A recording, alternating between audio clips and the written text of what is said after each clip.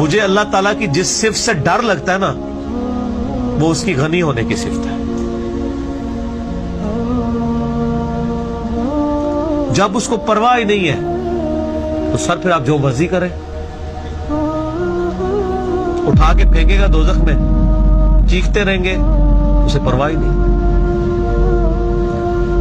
سورہ المومن کے سٹارٹ میں آتا ہے کہ اللہ تعالیٰ جب نافرمانوں کو عذاب دے گا نا تو ان سے پوچھے گا آج تمہیں تکلیف ہو رہی ہے؟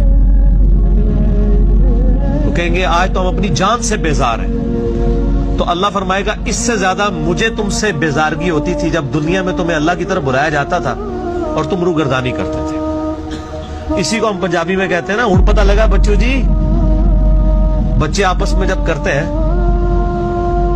اور اللہ تعالیٰ بے نیاز ہے, اسے پرواہ کسی کی نہیں ہے, لیکن اپنے نافرمانوں کے بارے میں وہ اتنا سٹرکٹ ہے کہ وہ کہہ رہے کہ اب پتہ چلا,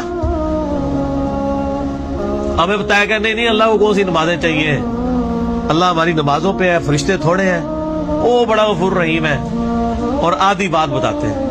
جبکہ قرآن میں سورۃ الحجر میں ہے اے نبی علیہ السلام میرے بندوں کو خبر دے دو کہ بے شک میں معاف کرنے والا مہربان ہوں لیکن میرا عذاب بھی بڑا سخت.